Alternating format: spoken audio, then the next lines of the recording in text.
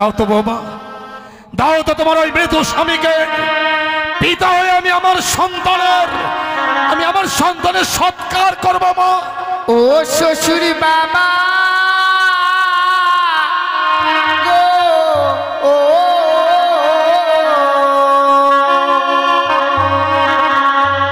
আমার স্বামীকে না পুরা বেহেনা গুনে।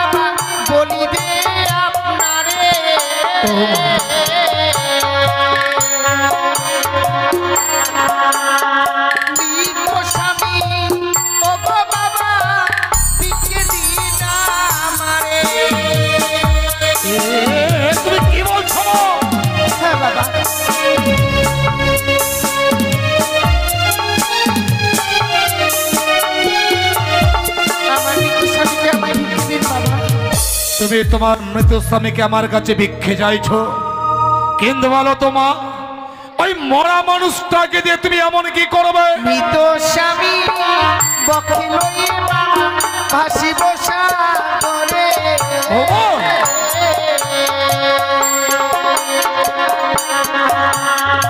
ভাসিতে ভাসিতে বাবা যাব দেব পুরে।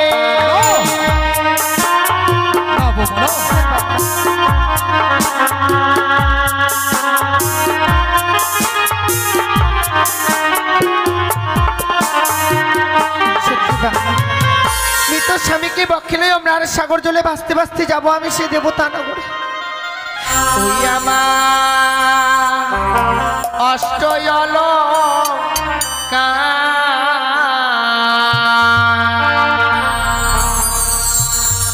লহ শ্বশুরি বাবা গো,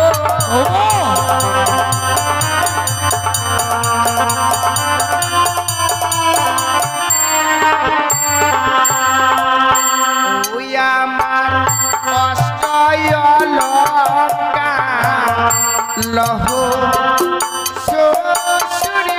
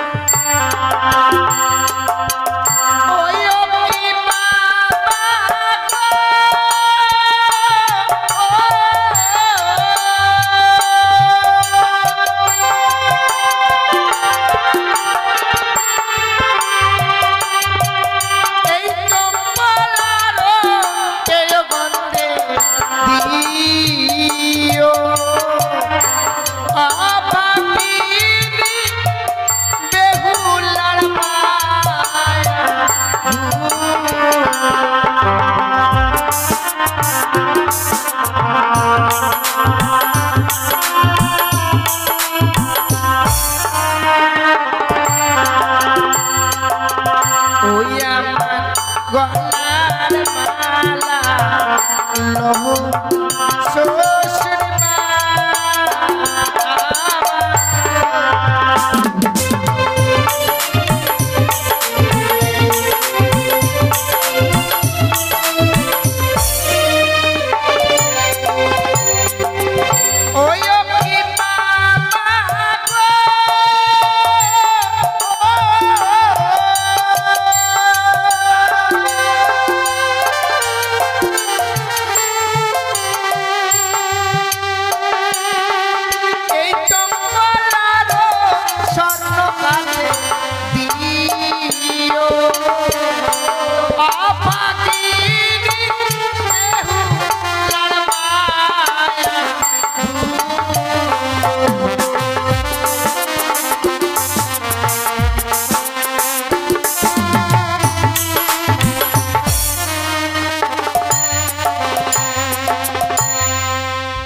ঠাকুর হে, আমি তোমায় অভিশাপ করছি বৌমা, এই মরার কারণে একদিন তোমাকে ডোবা কালই শাস্ত হবে।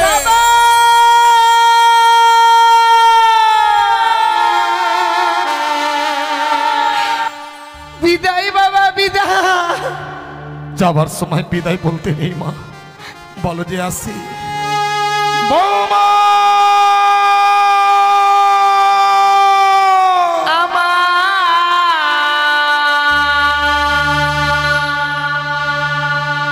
শ্বশুর বাবা গো, ও, ও,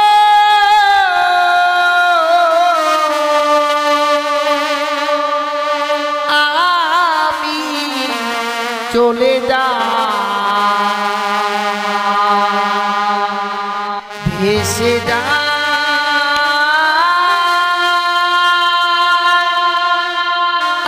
আমি চলে যা। বৌমা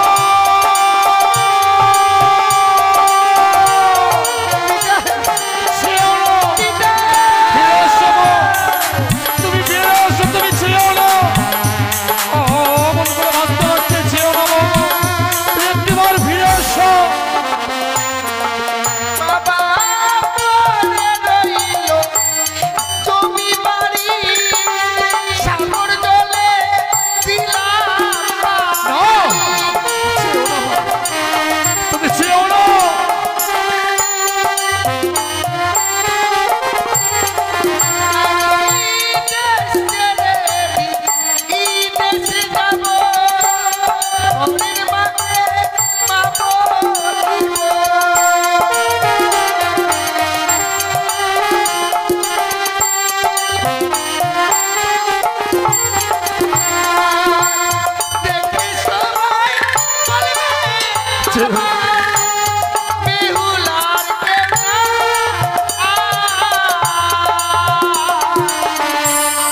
আমি চলে যা ভেসে যা, আমি চলে যা।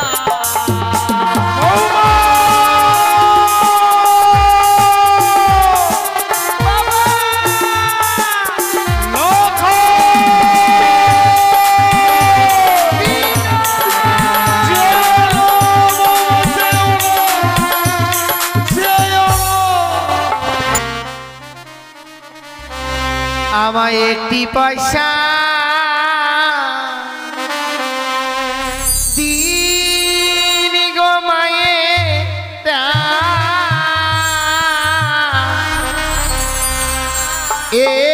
একটি পয়সা দিন।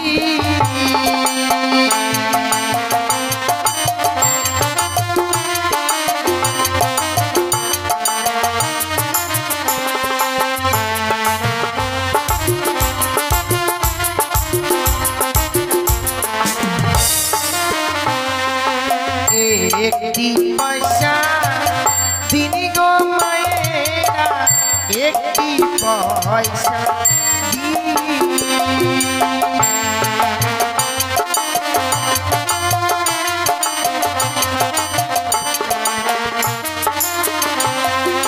তোমরা আমার মাতা পিতা, তোমরা আমার অন্নদাতা।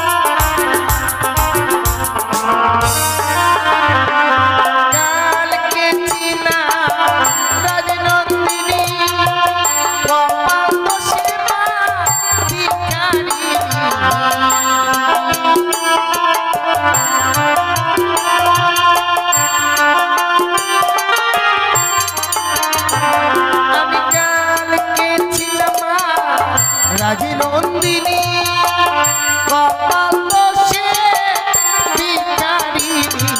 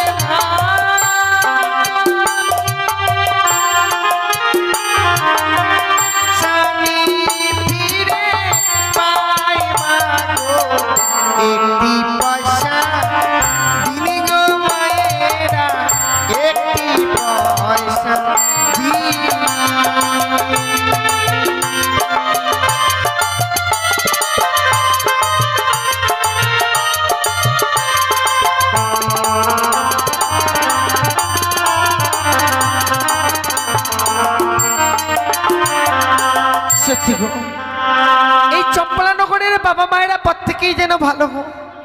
আজ আমার বিপদের দিনে আমি ভিক্ষে চেয়েছি বলে সকলে আমায় একটি করে পয়সা ভিক্ষে দিয়েছে।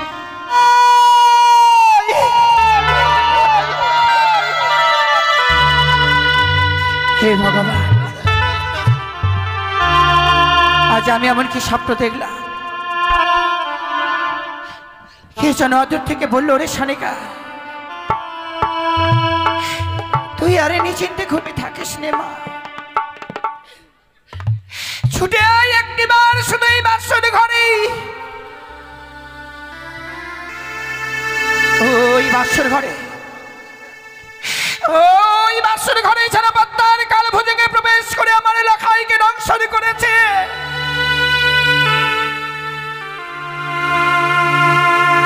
হায় ভগবান, এই স্বপ্ন যদি সত্যি হয়ে যায় আমি কি নিয়ে বাঁচব? না না, আমি এই মুহূর্তে যাব, আমি এই মুহূর্তে সেই বাসর ঘরে যাব। ওই তো যারা লেখাই অমনি ভাবে আমাকে মা মা বলে ডাকে, তারা লেখাই তারা এমনি ভাবে তুই মা মা বলে ডেকে ধৈর্যের বাঁধ ভেঙে দিস না। আমি এই মুহূর্তে তোর কাছে যাব।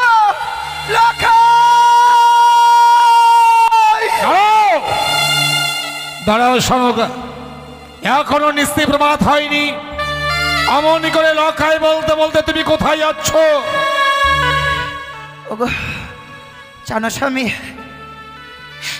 আজ আমি এমনই স্বপ্ন দেখলাম। স্বপ্ন? গো, স্বপ্ন দেখবার পর তুমি বিচলিত হয়েছ।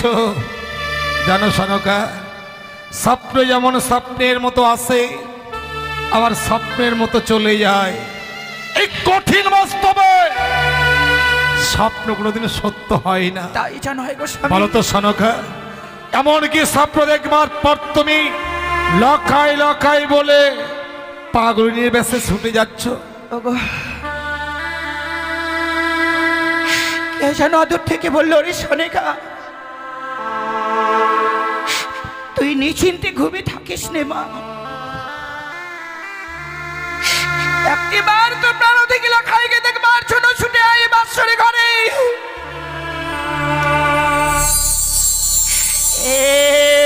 ওই বাসর ঘরে, ওই বাসর ঘরে যারা পদ্মার কাল ভোজনে প্রবেশ করে আমার এলাকায়কে ধ্বংস করেছে।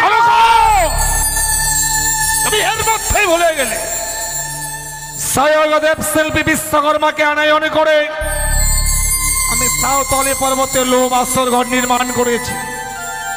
যে বাসর ঘরে সূত্র প্রবেশের ছিদ্র পর্যন্ত নেই, সেই বাসর ঘরে সর্প প্রবেশ করে লক্ষিন্দরকে দংশন করেছে। এ আমায় বিশ্বাস করতে হবে সনকা, এ আমি বিশ্বাস করি না। তোমরা হচ্ছে পুরুষ মানুষ গো, আর আমরা যে হচ্ছি মায়ের যা। সন্তানের কুমঙ্গল দেখবার পরও কোন মা স্থির হয়ে থাকবে তুমি বলছো?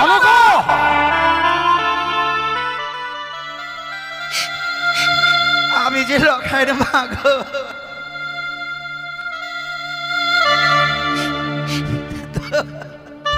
কেঁদো না ওগো, অমন করে ভেঙে পড়ো না। আমি বুঝেছি সনকা, যে লক্ষ্মীন্দরকে তুমি এক মুহূর্ত চোখের আড়াল হতে দাওনি, আজ সারাটি নিশি গত হয়ে যাচ্ছে, তুমি লক্ষ্মীন্দর দেখা পাওনি। তাই লক্ষ্মীন্দরকে দেখবার জন্য তোমার মন বড় বিচলিত হয়েছে। সত্যি স্বামী, দোহাই তোমার গো, আমি তোমার দুটি পায়ে ধরে বলি, তুমি একটিবার শুধু আমাকে ওই বাসর ঘরে নিয়ে চলো। সনকা কি বলছো? এখন নয়, বৌমাকে আমি কথা দিয়েছি, নিশি প্রভাত হলেই নিয়ে যাব স্বর্ণদৌলা, নিয়ে যাব বাদ্যকরগণ। ওই বাসর ঘর থেকে লক্ষ্মীন্দর আর বৌমাকে আমি স্বর্ণদোলায় দুলিত করে মহানন্দে আমি আমার রাজপ্রাসাদে নিয়ে আসবো। এই আশায় তো আমি ছিলাম গো, কিন্তু আমার মনের ব্যথাটা যদি চম্পলা নগরে কোনো পূজা করে না জানি, তুমি তো আমার মনের ব্যথাটা ভালোভাবেই জানো গো।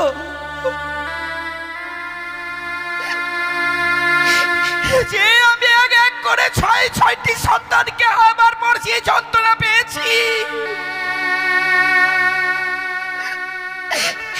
ভগবান করে যাতে আমি সেই যন্ত্রণা আর না পাই। কিন্তু সনকা, আমি যে বৌমাকে কথা দিয়েছি, তাছাড়া তুমি ভেবে দেখো, আজ আমাদের লক্ষ্মীন্দরের বিবাহ নিশি। এই বিবাহ নিশিতে লক্ষ্মীন্দর আর বৌমাকে আমি বাসর ঘরে রেখে এসেছি। সন্তানের বাসর ঘরে আমরা মাতা পিতা হয়ে কি করে যাব? তুমি একটিবার ভেবে দেখেছো সনকা? আমি জানি গো স্বামী,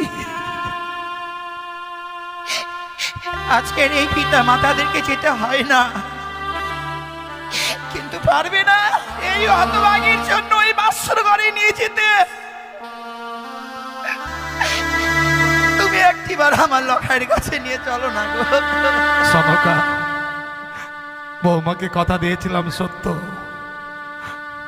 তোমার কথা রাখতে, বৌমাকে দেওয়া কথা আজ হয়তো আর আমি রাখতে পারলাম না। আমি তোমাকে ওই বাসর ঘরে নিয়ে যাবো সত্য গো, তুমি আমাকে কথা দাও। বাসরে বাইরে দাঁড়িয়ে লক্ষ্মীন্দরের সঙ্গে দুটো কথা বলে, বৌমার সঙ্গে দুটো কথা বলে তুমি তুমি আবার সেই রাজপ্রাসাদে ফিরে আসবে। আমি কথা দিলাম স্বামী, বৌমারে কথা দেওয়া, তোমার সাথে মর্যাদা থাকে সেই ব্যবস্থায় আমি করব গো। সনকা, ওই বাসুরের ভিতরে গিয়ে আমরা প্রবেশ করব না। বাসুরের বাইর থেকে বৌমা লখারি মুখে কয়েকটি কথা শুনবার পর আমরা বাসুরের বাইরের স্থান থেকে আবার চলে আসবো গো। বেশ সনকা, তাহলে আর বিলম্ব নয়, ওগো চলো, এই মুহূর্তে তোমাকে সঙ্গে করে আমি সেই বাসর ঘরে যাত্রা করব। এসো এসো সনকা, এসো। ওগো, এমনি ভাবে নীরব হয়ে থাকবে তুমি বলো না? বাবাকে যে বড় কথা দিয়েছি, এই নিশি প্রভাত হয়ে গেলে বাবার হস্তে আমি তোমাকে তুলে দেব, বলো না স্বামী? বাবা মারা যদি চলে আসে, তোমার এই মৃতদেহটা আমি তুলে দেব না, আমি আমার নিজের প্রাণখানা তুলে দেব, বলতে পারো? একটি বার সারা দাও না। সনকা, ওগো, ওগো, তুমি শুনছো? বৌমাকে বলেছিলাম বিবাহ নিশ্চি বাসর ঘরে ঘুমোতে নেই, তাই হতভাগী কি সুন্দর জেগে জেগে লকায়ের সঙ্গে কথা বলছে। তুমি বাসনের দেওয়ালে কর্ণপাত করে শোনো, বৌমা কি সুন্দর জেগে জেগে কথা বলছে, তুমি শোনো। আমি শুনতে পাচ্ছি গো স্বামী, আমি শুনতে পাচ্ছি। বৌমা শুধু বাসর ঘরে কথাই বলছে না,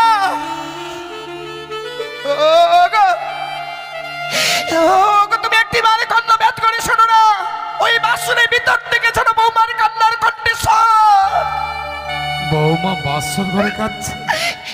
বৌমা কাঁদবে কেন? আজকের শোকের নিশ্চিত বৌমার কাঁদবার কথা নয়, অতভাগী কেন এই বাসর ঘরে কাঁদবে? তুমি একটু দাঁড়াও। বৌমা, বৌমা, কে আমি তোমার শ্বশুর ঠাকুর, বাবা সঙ্গে তোমার শাশুড়ি মা করেছি। মা, মা, বৌমা, বাসরের বাইরে দাঁড়িয়ে কি শুনছি? মা, বাসরের বাইরে এসে যখন দাঁড়ালাম, বাসর ঘর থেকে কান্নার রোল কেন ভেসে আসে? মা, কেন তুমি সুখের নিশিতে বাসর ঘরে কাঁদছ? না বাবা, আমি এই বাসর ঘরে কাঁদছি না গো। কেন কাঁদবো এই বাসর ঘরে বলুন বাবা? তাহলে বৌমা, আমরা বড় আশা নিয়ে এসেছি গো। একটিবার শুধু বাসের দরজা খুলে দাও না মা। আমরা বেশিক্ষণ বিলম্ব করব না মা। লখাইয়ের মুখে কয়েকটি কথা শুনবার পর, তোমাকে দেখবার পর সেই বাসরের স্থান আমরা পরিত্যাগ করে চলে যাব মা। খুলে দাও না মা। না মা, আমি এই বাসরের ঘরের দরজাখানা খুলতে পারবো না গো। বৌমা, গো, তুমি বৌমাকে বুঝিয়ে বলো, বৌমা যেন বাসর দরজাখানা খুলে দেয়। তুমি বুঝিয়ে বলো না। বেশ গোস্বামী। ও বোধ মা,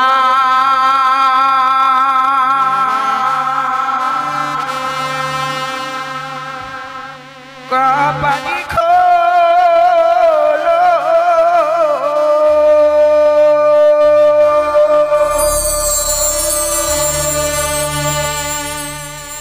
ও রে প্রণামের বোধ,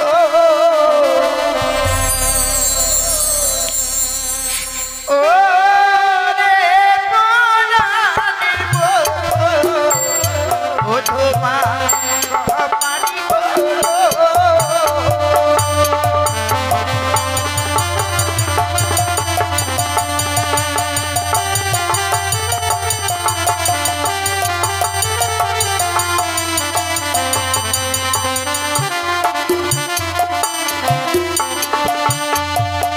আরে খোলো খোলো ও বোধ মা,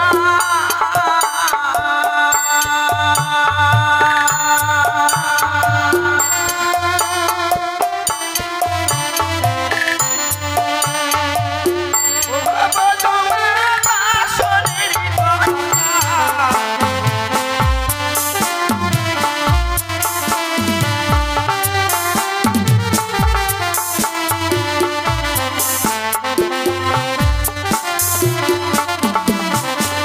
কি হয়েছে ও বধূ মা?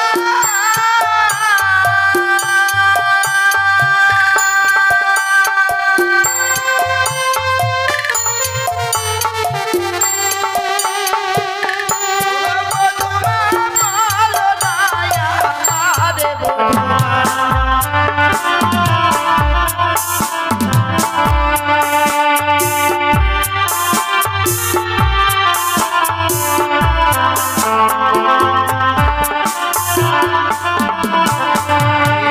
জানি কি ও বোধ মা,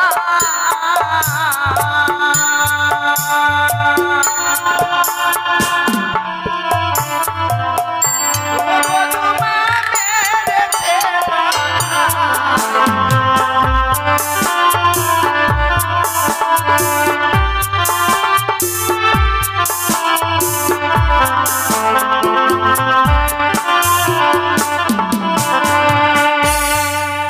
বৌমা, এমনি ভাবে বাসরের ভিতরে নীরব হয়ে গেলে কেন গো মা? দেখছো স্বামী, আজ আমি বুঝতে পারলাম গো, সন্তানের বিবাহ দেবার পর বাবা মা বুঝি পরে হয়ে যায় গো। দুঃখ করো না। ওগো, যদিও আজকে দিনে বৌমাকে আমার গর্ভে ধারণ করিনি, কিন্তু লাখাই, যে লাখাইকে আমি 10 মাস 10 দিন ধরে গর্ভে ধারণ করেছিলাম, গর্ভে ধরে সন্তান দেখো কেমন ভাবে সে নীরব হয়ে রয়েছে বাসরের ভিতরে। বৌমা, বাবা, নীরব হয়ে গেলে কেন মা? আমরা যে বাসরের বাইরে চাতক পক্ষী নিয়ে চেয়ে আছি মা, যে কখন তুমি বাসরের দরজাখানা খুলে দেবে। জানি না স্বামী, আজকের দিনে আমাদের ভাগ্যে কি রয়েছে। খুলে দাও মা, বাসরের দরজাখানা খুলে দাও। বাবা গো, সত্যি যদি আমার এই বাসর ঘরে দরজাখানা খুলে দিতে হয়, আপনাকে যে আমার সঙ্গে 3 সত্য অঙ্গীকার করতে। বৌমা, তুমি এত স্বার্থপর বৌমা। এই বিশাল পৃথিবীতে লখাই ছাড়া কে আমার আপন আছে তুমি বলতে পারো? আমার যা কিছু আছে সবই তো তোমাদের। না জানি নিশ্চয় প্রভাতকালে এমন কি বা চাইবে যার জন্য তুমি আমায় 3 সত্য অঙ্গীকার করতে বলছো বৌমা। ওগো স্বামী, জানি না আজকের এই ভাগ্যে আমাদের কি এমন লেখন রয়েছে। ওগো তুমি একটিবার আমার জন্য 3 সত্য অঙ্গীকার করো না গো। আমি 3 সত্য অঙ্গীকারে আবদ্ধ হব বৌমা। সন্তানকে দেখবার জন্য এসেছি তো, আজকের দিনে আমি 3 সত্য অঙ্গীকার করব। বলো মা, তোমার এমন কি সত্য রয়েছে তুমি আমার কাছে খুলে বলো। আপনি শুধু আমার কথা দিন, নিশি প্রভাত হয়ে গেলে আপনার কাছ থেকে আমি যা চেয়ে নেব আপনি আমার হস্তে তুলে দেবেন। তাই হবে বৌমা। নিশ্চয় প্রভাতকালে তুমি আমার কাছে যা চাইবে আমি তাই দেব মা। তুমি শুধু দরজাখানা খুলে দাও। দেব বাবা, দেব। এই বাসরের দরজাখানা খুলে কিছু সময় অপেক্ষা করুন।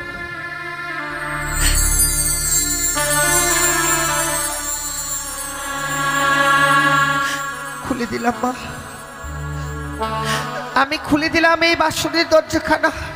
বৌমা, বৌমা, আজকের দিনে কাঁদতে আছে হতভাগী। তুমি কি জানো না বৌমা, স্ত্রীর চোখের জলে স্বামীর জীবনে অকল্যাণ নেমে আসে।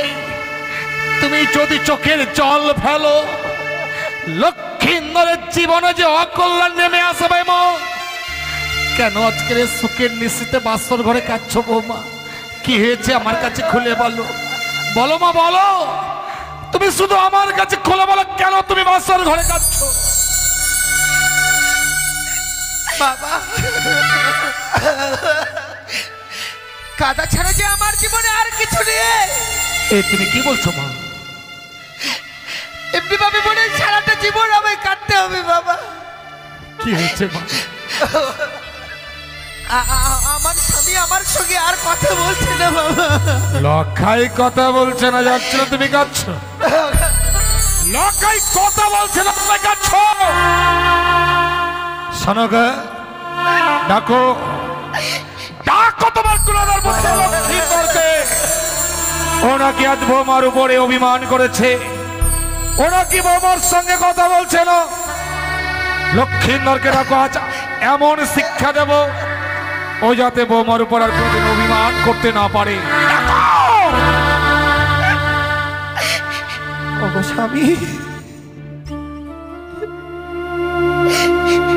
তুমি তো জানো গো, লখাই আমার ছোট থেকে কঠিন অভিমানী সন্তান। আমাদের এত বড় রাজপ্রাসাদ থাকতো, এই রাজপ্রাসাদে নিয়ে যায়নি বলে লখাই আমারও অভিমান করেছে গো। কিন্তু জানো, আমার লখাই সবার উপর অভিমান করে থাকতে পারে মা। আমার সঙ্গে কখনো অভিমান করে থাকতে পারে না। একটু দাঁড়াও তো মা। এ লখাই,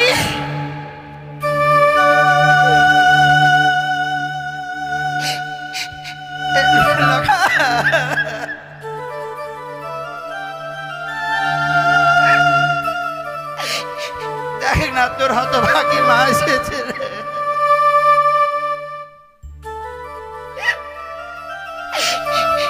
এমনি ভাবে আর অভিমান করে থাকিস নে পুত্র। ওরে একটিবার তুই আমাকে মা বলে ডাক না।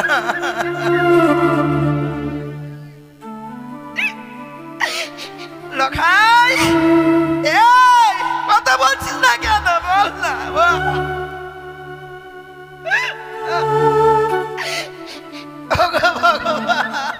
কি হলো সনকা?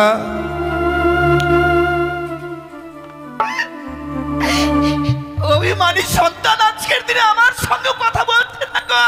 লখাই কথা বলছে না? এ তুমি কি বলছো? লখাই লখাই লখাই আমি কি দেখছি বৌমা? আমি কি দেখছি?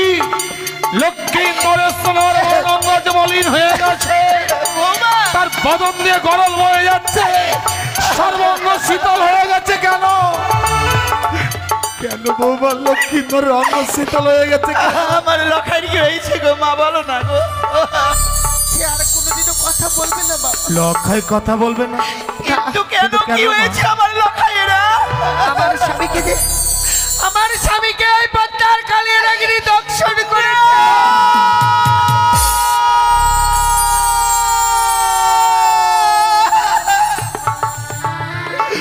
না বাবা, না হতে পারে না। লখাই আমাদের ছেড়ে যেতে পারে না।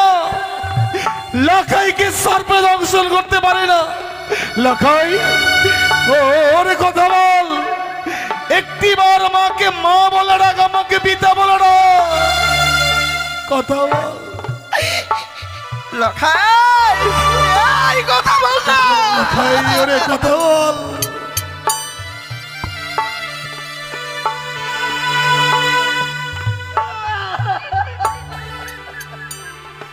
কেঁদো না গো, ওগো কেঁদো না।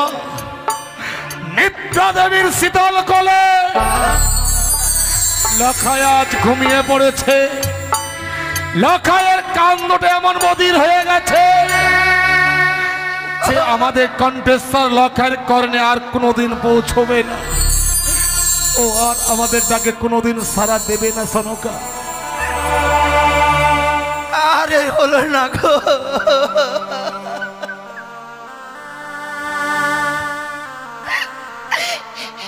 আর হলো না আমার এই চম্পলা নগরের রাজ সিংহাসনে নতুন রাজা রানীর প্রতিষ্ঠা। সনকা শ্মশান হয়ে গেছে। কেঁদো না ওগো, কেঁদো না। বৌমা ওগো মা, আমি কি এতই রাক্ষসী ছিলাম? আমি আর আগে 6টি সন্তানকে খেয়েছি গো। ভগবান যে কৃপা করে আমাকে একটি সন্তান দিল। আমার এই সন্তানকে দিলাম। কেঁদো না সনকা। ওগো তুমি অমন করে ভেঙে পড়ো না।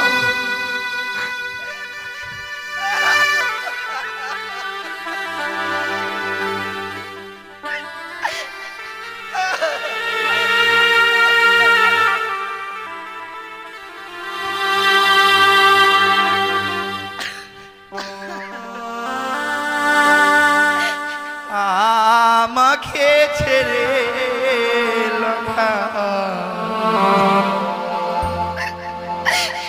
চলে যেও না।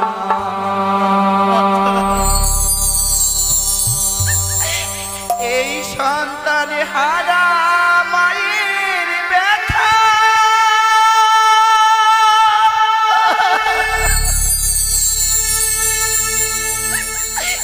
কেউ তো বোঝে না।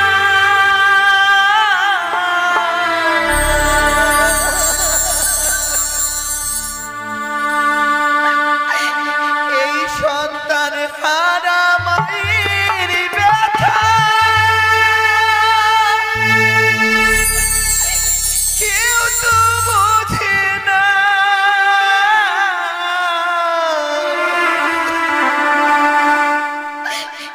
দুধি মাখা ভাত ছেড়ে রাখা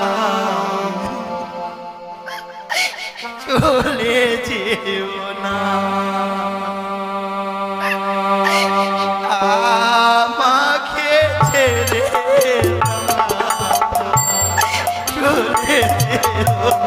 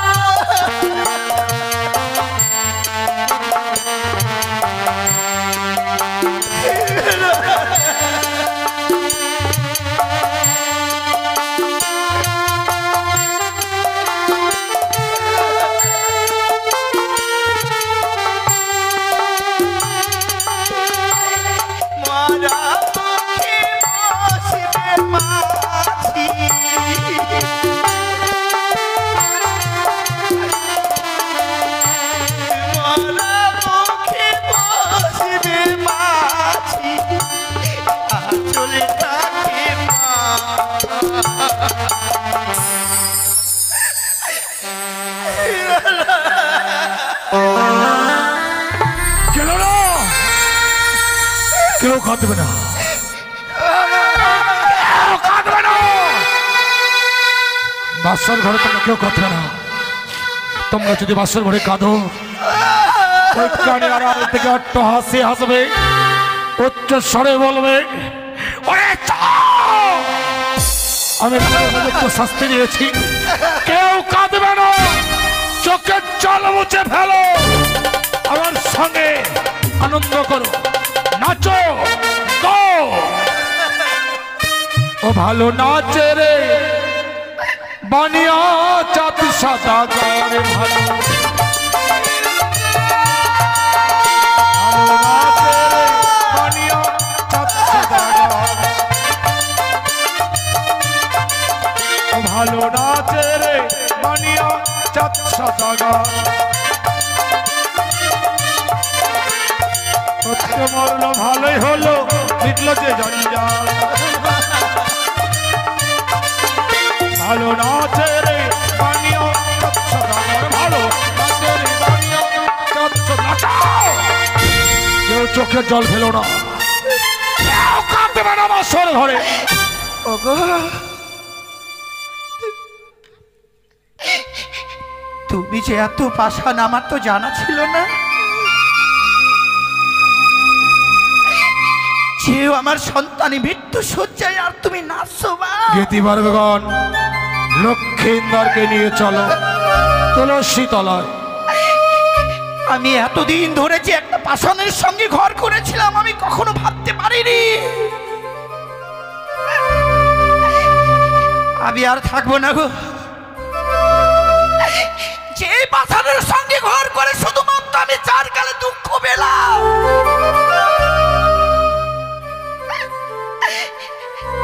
আমি তোমার কাছে থাকবো না। এই জীবন শুধু লখারির সঙ্গে আমাকে বিসর্জন করে দিতে হয়, আমি তাই করবো।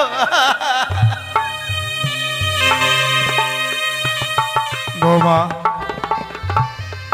নারীর জীবন হয় রে মধুর, মনের মানুষ পেলে পুরুষদের ভাঙে কপাল, লক্ষ্মী ছেড়ে গেলে। আজ তোমার স্বামী তোমাকে ছেড়ে চলে গেছে মা। জানো বৌমা, এই পৃথিবীর বুকে যতগুলো পিতা আছে সবার ওই একটাই আশা, যে পিতা যখন মারা যাবে সন্তান তার মুখাগ্নি করবে। আমার মনেও সেই আশাটা ছিল মা বাবা, কিন্তু লখাই তো তা করলো না বৌমা। লখাই আগে আমাকে ফাঁকি দিয়ে চলে গেল। লখাই যখন ফাঁকি দিয়ে চলে গেছে, দাও তো বৌমা, দাও তো তোমার ওই মৃত স্বামীকে। পিতা হয়ে আমি আমার সন্তানের সৎকার করবো মা। ও শ্বশুর বাবা গো, ও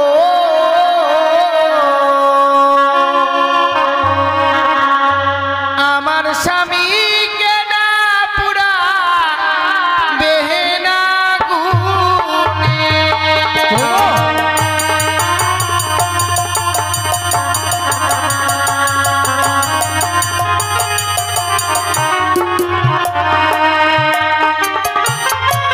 ওগো হাসতে ধরি পাই পড়ি বাবা বলিবে আপনারে।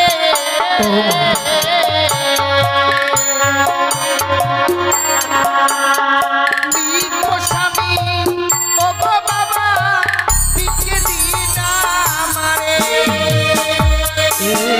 তুমি কি বলছো? হ্যাঁ বাবা,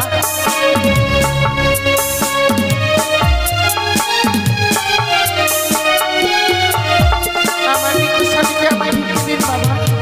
তুমি তোমার মৃত স্বামীকে আমার কাছে ভিক্ষে চাইছো, কিন্তু বলো তোমা, ওই মরা মানুষটাকে দিয়ে তুমি এমন কি করবে? মৃত স্বামী বকে লইয়ে বাবা ভাসি বসা করে।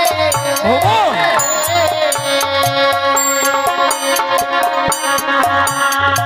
ভাসিতে ভাসিতে বাবা যাব দেব পুরে। না বৌমা,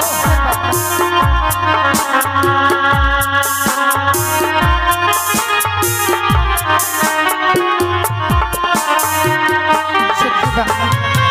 মৃত স্বামীকে বক্ষে লই আমরা আর সাগর জলে ভাসতে ভাসতে যাব আমি সে দেবতা নগরে। দেবতা নগরে গিয়ে প্রত্যেকটি দেবতার কাছে স্বামী প্রাণ ভিক্ষে চাইবো।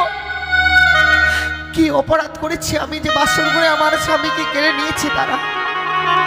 এ তোমার মিথ্যে আশা বৌমা। এই পৃথিবীর বুকে যদি মানুষ একবার প্রাণে মারা যায় সে আর কোনোদিন প্রাণ ফিরিয়ে পায় না। কথাই বলে জন্মেলে মরিতে হবে, অমর কে কথা কবে, চিরস্থির কবিনীর হাইরে জীবন নদে। এই জীবনটা নদীর জলের মতো মা। তোমার স্বামী প্রাণে মারা গিয়েছে, ও আর কোনোদিন প্রাণ ফিরিয়ে পাবে না। তুমি কি প্রমাণ দিতে পারবে মা এই পৃথিবীর বুকে কোন নারী তার মৃত স্বামীর প্রাণ সে ফিরিয়ে দিয়েছে? হ্যাঁ বাবা, সতী সাবিত্রী কি করে তাহলে তার স্বামীর প্রাণ ফিরিয়ে এনেছিল? সতী সাবিত্রীর কথা আমার জানা নয় বাবা। সতী সাবিত্রী আপন সতীত্ব গুণে পাইতে সম্মান, যমধাই ফিরিয়া পাইল সত্যবান। যমরাজকে বাদযুদ্ধে পরাজিত করেছিল বলে সত্যবানকে সে ফিরিয়ে পেয়েছিল। তুমি তো পারবে না বৌমা। কেন বাবা? নারী হয়ে যদি সতী সাবিত্রী তার স্বামীর প্রাণ ফিরিয়ে আনতে পারে, আমি কেন পারবো না? আমিও যদি দিতে পারি সেই দেবতা নগরে, ঠিক আমি আমার স্বামীর প্রাণ ফিরিয়ে আনবো বাবা। তুমি সতীর গৌরব দেখাচ্ছ। তুমি বলতে চাইছো তুমি তোমার স্বামী প্রাণ ফিরিয়ে দেবে? তুমি সতী নও। সতী নারীর প্রতি মরে না। বাসর ঘরে তুমি আমার পুত্র লক্ষ্মীন্দরকে খেয়েছো, তাই তুমি একটা অসতী, একটা কলঙ্কিনী, একটা মায়াবিনী। স্বামীকে নিয়ে যদি সাগরের জলে ভাসতে হয় বৌমা, এই মুহূর্তে যে তোমার ওই বহুমূল্য অলঙ্কার গুলো আমার কাছে খুলে দিতে হবে বৌমা। তা আমার জীবন থেকে অনেক আগেই আমি পরিত্যাগ করে দিয়েছি, কারণ যে নারীর স্বামী মরে যায় সে নারীকে যে আর কোনো অলঙ্কারে মানায় না বাবা। আমরা নারীরা অলঙ্কার পরিধান করি একমাত্র স্বামীকেই দেখাবার জন্য। বৌমা, আমার তো স্বামী নেই বাবা, কার জন্য এই অলঙ্কার পরিধান করবো আমি? আপনি চেয়ে নিয়েছেন, আমি এক এক করে সমস্ত অলঙ্কার খুলে দেবো বাবা। এ তুমি কি বলছো? কিছু সময় অপেক্ষা করুন।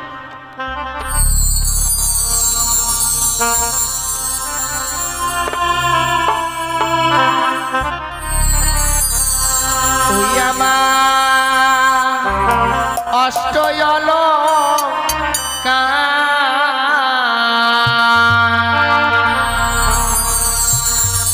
লহ শ্বশুরি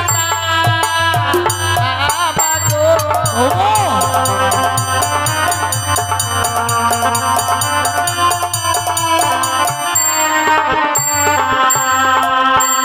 ওই আমার অষ্টয়লঙ্কার লহ শ্বশুরি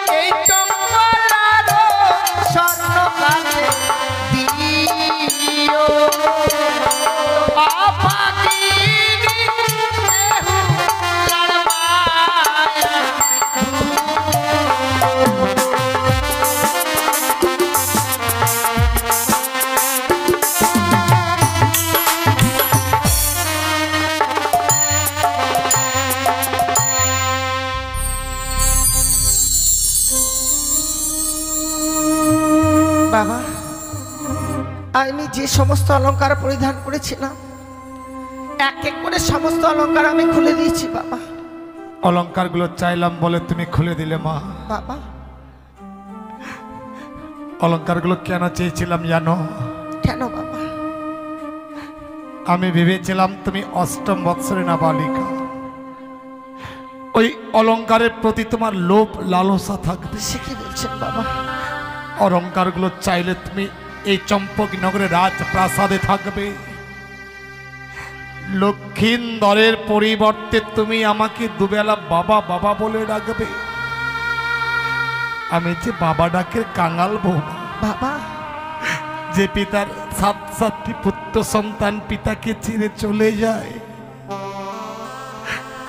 তার চেয়ে হতভাগ্য পিতা আরে পৃথিবীর বুকে নেই মা। তুমি আমার রাজপ্রাসাদে থাকবে মা, প্রয়োজন বোধে তোমার জন্য একটা মন্দির নির্মাণ করব, সেই মন্দিরে তোমায় লক্ষ্মী প্রতিমা বলে আমি প্রতিষ্ঠান করব মা। তুমি শুধু আমাকে দুবেলা বাবা বলে ডাকবে মা। না বাবা, আপনার কথা আমি রাখতে পারলাম না। আমি থাকতে পারবো না আপনাদের এই রাজপ্রাসাদে। কি বলছো তুমি? আপনি যেমন বাবা ডাকের কাঙ্গাল, আমিও তো তেমনি বেহুলা ডাকের কাঙ্গাল। আমি যদি আমার স্বামীর প্রাণ ফিরিয়ে নিয়ে আসতে পারি বাবা, সেই দিন তো দুজনে মিলে আপনাকে প্রাণ ভরে বাবা বাবা বলে ডাকতে পারবো। কিন্তু বৌমা, বাবা, তুমি অলংকার গুলো খুলে দিয়েছো সত্য, এখনো যে বহুমূল্য অলংকারটা তোমার কাছে রয়ে গেছে মা। সে কি বলছেন বাবা? কিন্তু পরিধান করে থাকবার মতো অলংকার তো আমার কাছে আর নেই। বুঝতে পারছো না তাই না? যে দেখো, যে লাল রঙের অগ্নিবস্ত্রের শাড়িখানা পরিধান করে আছো, স্বামীকে নিয়ে বাঁচতে গেলে তোমায় যে লাল রঙের শাড়িখানাও খুলে দিতে হবে বাবা। বাবা, এই আপনি কি বলছেন বাবা? সমস্ত অলংকার খুলে দেওয়ার পরেও আপনি এখন আমার এই পরনের শাড়ির দিকে নজর দিয়েছেন? আপনি এত পাষাণ বাবা? শুনেছি পাষাণেও মাথা ঠুকলে নাকি পাষাণ গলে যায়, আর আপনার মনটা এত পাষাণ ভাবতে পারিনি বাবা। আমি যদি আপনার নিজের মেয়ে হতাম, পারতেন নিজের মেয়ের পরনের শাড়ি খুলে নিতে। আমি বুঝি আপনার নিজের মেয়ে নয়, যার জন্য আপনি আমার পরনের শাড়ি খুলে নিতে চাইছেন বাবা। ওই শাড়িখানা চাইলাম বলে তুমি দুঃখ করছো বৌমা। বাবা, শাড়িখানা আমি কেন চেয়েছি জানো? কেন গো? তুমি তোমার মৃত স্বামীকে নিয়ে ভগবান দর্শনে অগ্রসর হবে না। তুমি যে ভগবান দর্শনে অগ্রসর হবে, এক মনে এক চিন্তাই ভগবান দর্শনে অগ্রসর হতে হয়। এই লাল রঙের শাড়িটা তোমার কাছে যতক্ষণ থাকবে, তোমার কাছে লোভ কাম মোহ বিরাজ করবে মা। এই লাল রংটা, এই লাল রংটা হচ্ছে লালসার প্রতীক। তাই লালসার প্রতীক লাল রঙকে ছুঁড়ে ফেলে দিয়ে তুমি সাদা রঙের থান পরিধান করবে মা। ওই সাদা রংটা কি শান্তির প্রতীক? বেশ বাবা,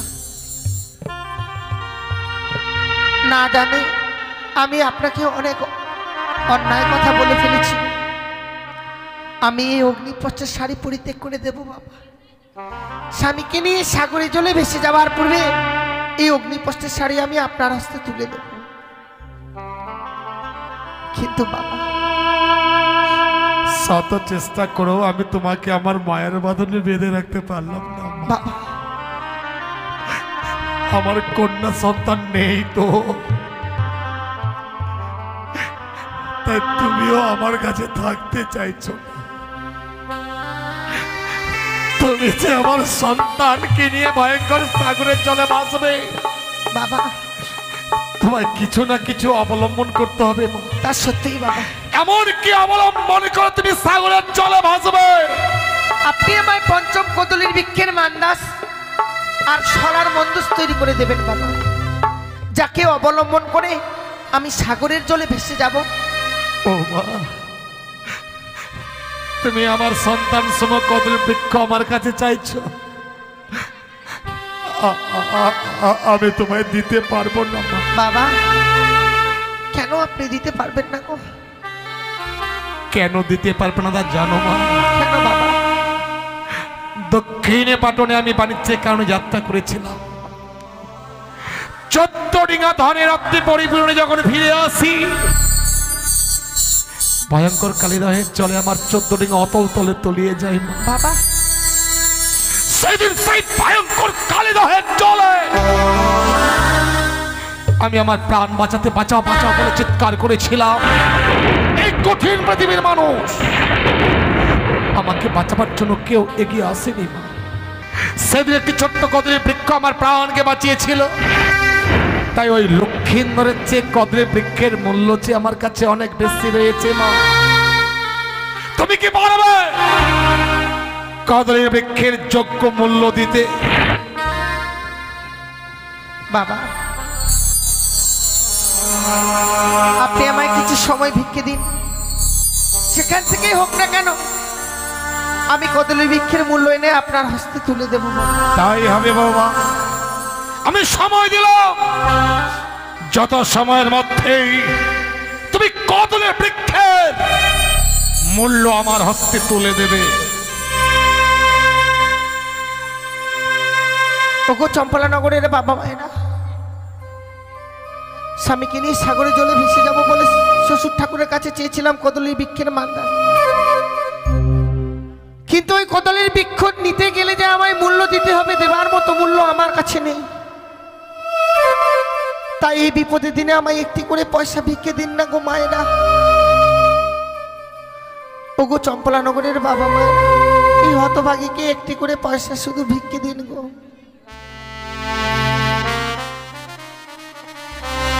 আমায় একটি পয়সা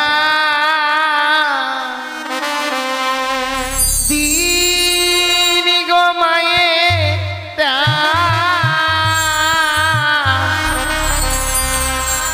একটি পয়সা দিন।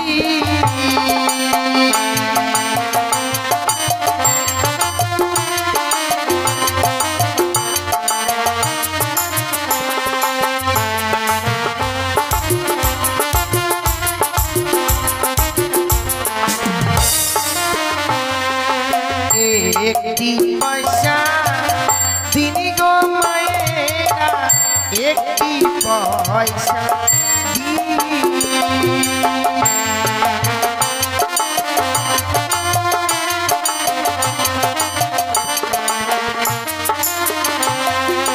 তোমরা আমার মাতা পিতা, তোমরা আমার অন্নদাতা,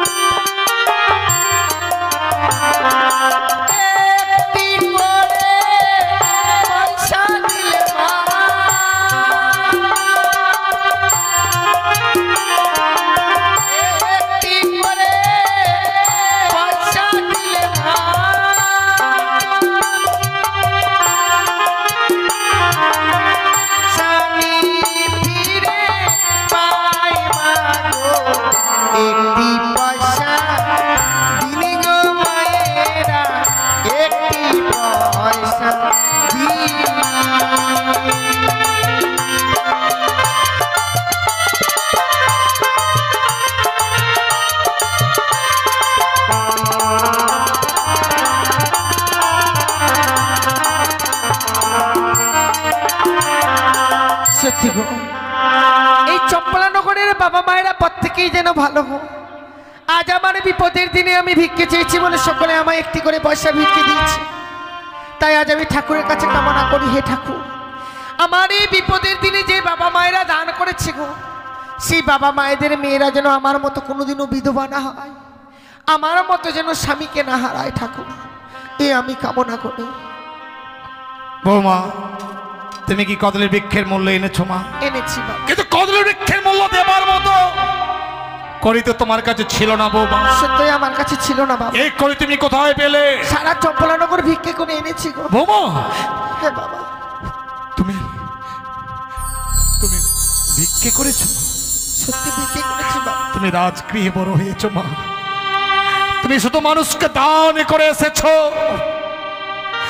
আজ যে তুমি তোমার স্বামীর জন্য ভিক্ষের চলে স্কন্ধে ধারণ করে দাঁড়ে দাঁড়ে ভিক্ষে করলে মা, তোমার স্বামী ভক্তির কাছে আজ আমি পরাজিত বাবা।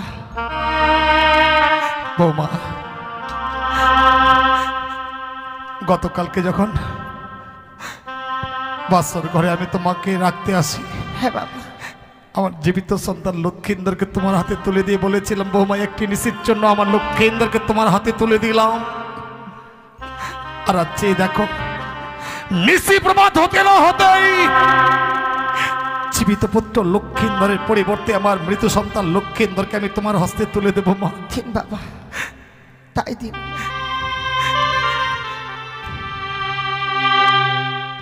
এসো মা,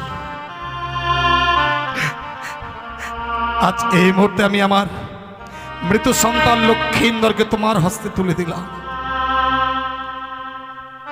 বৌমা, আজ তুমি মরা নিয়ে খেলতে যাচ্ছ। মরা নিয়ে খেলা করে ডোমেরা বাবা, তাই তোমার শ্বশুর ঠাকুর হয়ে আমি তোমায় অভিশাপ করছি বৌমা, এই মরার কারণে একদিন তোমাকে ডোমালি শাস্তি হবে।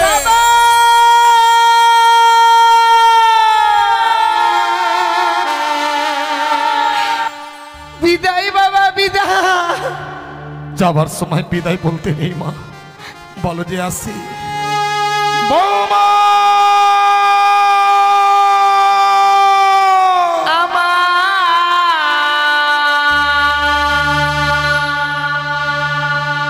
শ্বশুর বাবা গো,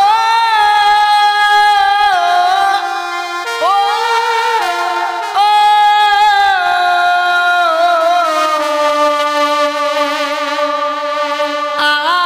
আমি চলে যা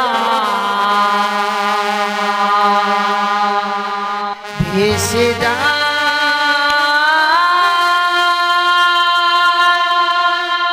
আমি চলে যা। বৌমা,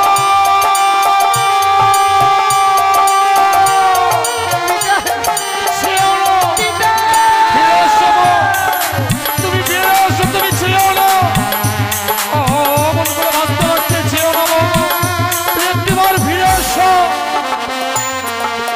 বাবা মরে রইল জমি বাড়ি, সাগর জলে দিলাম বাড়ি। তুমি ছিল না।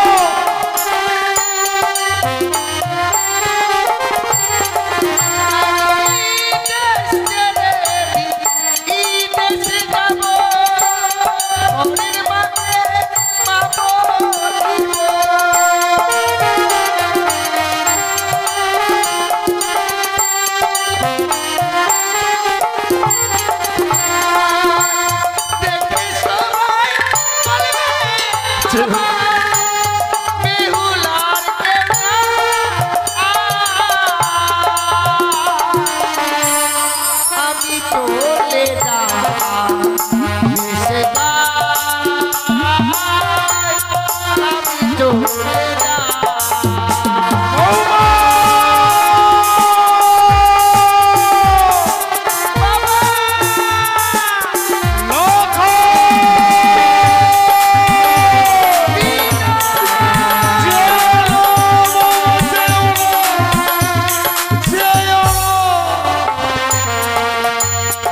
চলে গেল অত তোমাকে যেন কাঁদতে কাঁদতে চলে গেল। ওগো ওগো করুণাময় ঈশ্বর, যে আশা নিয়ে বৌমা সাগরে চলে বেসেছে, বৌমার আশা মন তুমি পূর্ণ করো ঠাকুর, বৌমার মনোবাসা তুমি পূর্ণ করো।